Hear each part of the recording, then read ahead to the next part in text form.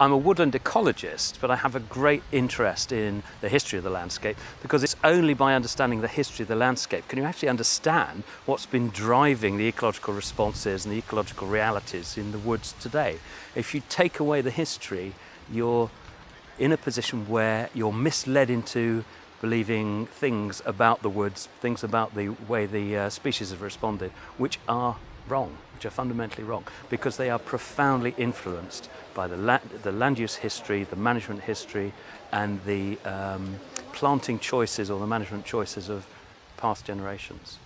You can draw lots of interesting lessons from the ways in which woods have been protected in the past. It's no surprise to me that when the Forestry Commission estate was considered for disposal, it's the Forest of Dean and the New Forest who have a history of defending their own, defending their interests, that led the way in terms of the public response to losing something which they consider they own and they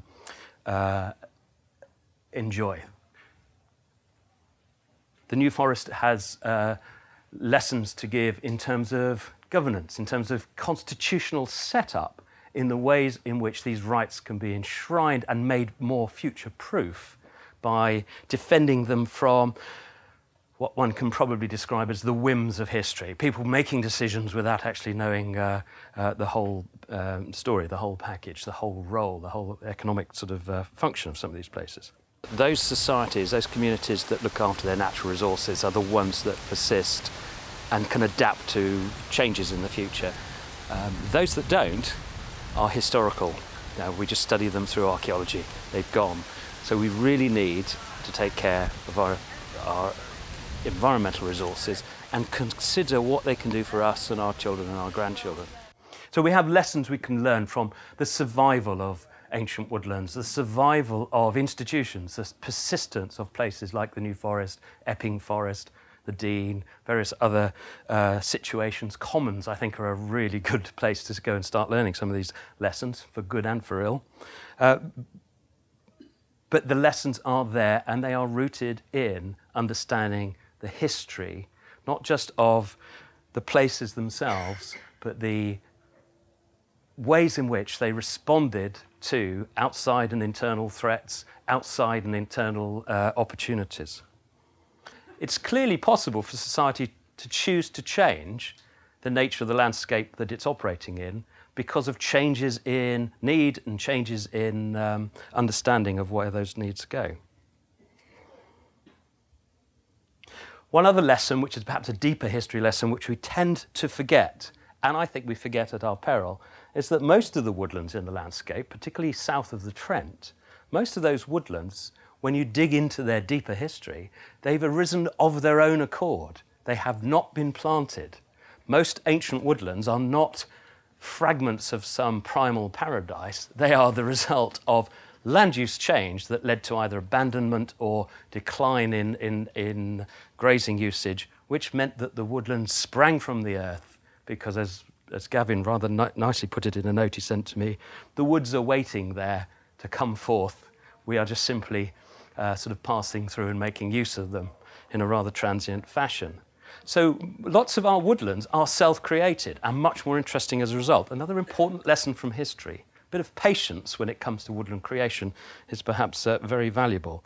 And the woods that emerge are almost by definition ecologically interesting and meaningful. Use that word carefully. Meaningful because they're an expression of the prevailing conditions around that bit of land when those woods have reassembled themselves through natural regeneration and natural regrowth. And then when we come to enhancing and making more resilient the woods, there is a mass of lessons to learn.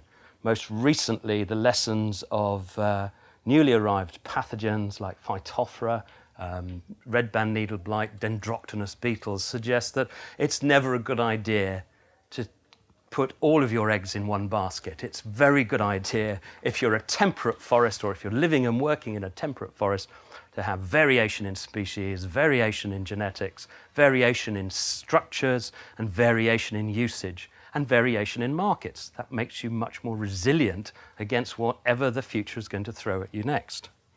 All of these lessons are taken from historical examples which have either gone well or gone completely pear-shaped, as has happened with larch in the southwest and the arrival of Phytophthora ramorum. So the most important lesson that I draw from all this historical study, and I'm trying to compress into 10 or 15 minutes, 1,000 years of history or 10,000 years of history we've looked at, and worrying about 200-300 years of future, compress all that down into one sentence. The woods and forests persist and support us through our rather ephemeral period of time on this planet because they have a use. Very good phrase the Woodland Trust came up with about veteran trees. These are working trees. They persist because they have a value. They persist because they work on the farm. They work in the landscape in some way, whether it's shading the traffic in London and shading the footpaths in London or providing wood fuel if you're an ancient pollard. You had a use, so you stayed in the landscape. Copses were a very efficient way of generating fuel. We now see them as part of the historic landscape. Forests, and we come back to the critical forests, were multiple use forests. They had a whole range of uses, and provided those uses were balanced and considered and provided lots of people had a stake in their future, those forests tended to persist. What this project in Neroche is doing, I think, is exploring ways in which the natural resources that they've inherited can be used by their local communities now and in the future.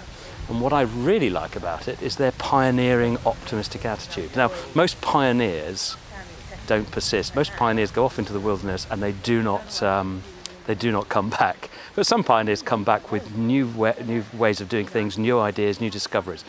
And I think that the Neroche project is going to be one of those projects that really starts to bring home new ideas for other communities to consider and to follow. But the other lessons I draw are really quite important. History is not science. History, as Henry Ford put, it's just one damn thing after another. History is basically a whole series of events in a rather stochastic fashion, explicable. You can always understand quite why so-and-so went to war, why Easter Island collapsed as a society. You can always get to the bottom of what's going on. But what you can't do is say that history ever repeats itself, because it doesn't. It's much more like a kaleidoscope that's constantly generating a new combination of existing factors. So the two universal lessons: history never repeats itself, and the lessons that you can take from history and the historical ecology are universal, not specific. You can draw some really important lessons about continuity from ancient woodlands, for example. They tend to conserve soils, they tend to conserve species that are not good at getting from A to B, they tend to conserve diversity because of their history of management.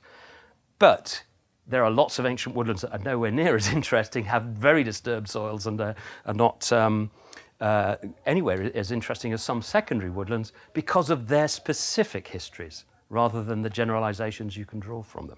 This is true of lots of other situations as well.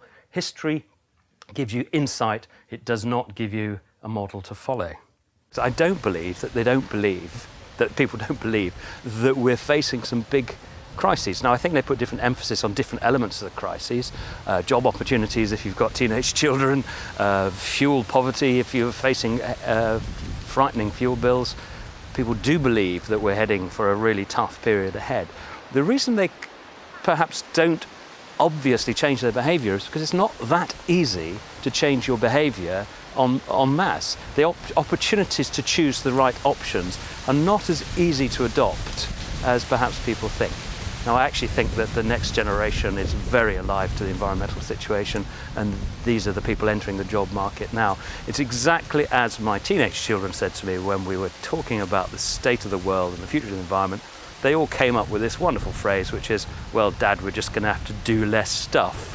Terrible English construction, but bang on. Less material, less activity, perhaps less travel, but we do then do what we value rather than try and or don't expect a future where all of it's offered to us on a plate.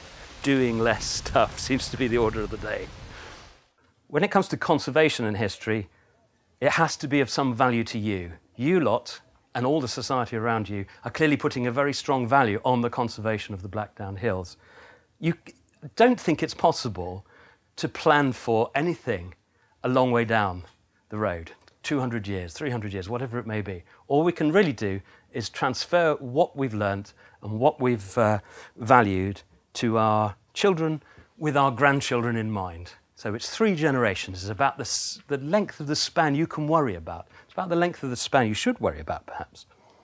And it's about people. All this conservation is about people, which is why we do it. The planet's quite happy on it without us or with us, doesn't really care. The wildlife is dependent on us, but doesn't really mind. But the whole of conservation and the conservation of both what we find meaningful and valuable is basically about people. And recently, it's gone from meaningful and valuable to essential. And that's demonstrated by some of the examples that Jared Diamond covers. And I'm going to finish with a quote. I love this. I discovered this the other day. A quote from Edward Gibbons. He's considering the end of the Roman Empire, the very end of 1,000 years of history. And he contemplates why it all came to an end. The 1,600 fishing boats of Constantinople could have manned a fleet to sink them in the Adriatic. In other words, they could have stopped them in the ocean. Or stopped their entrance in the mouth of the Hellespont. That's that narrow band of water going up to what's now Istanbul. They could have blocked it and stopped the fleet getting there. And this is the really interesting bit. It says, but all force may be annihilated by the negligence of the prince and the venality of his ministers. The great duke or admiral made a scandalous, almost a public auction of the sails, the masts, and the rigging. He sold off the one asset he had that could have stopped the future unfolding. And the royal forests, and this is the bit that really caught my attention, the royal forests were reserved for the more important purpose of the chase. And the trees, says Nicetas, this is the historian he's quoting, and the trees, says Nicetas, were guarded by the eunuchs like the groves of religious worship. And one thing we must make sure is that we don't start treating our woods as religious groves, but make sure that they have a permanent function in making society more resilient against all future change. Thank you.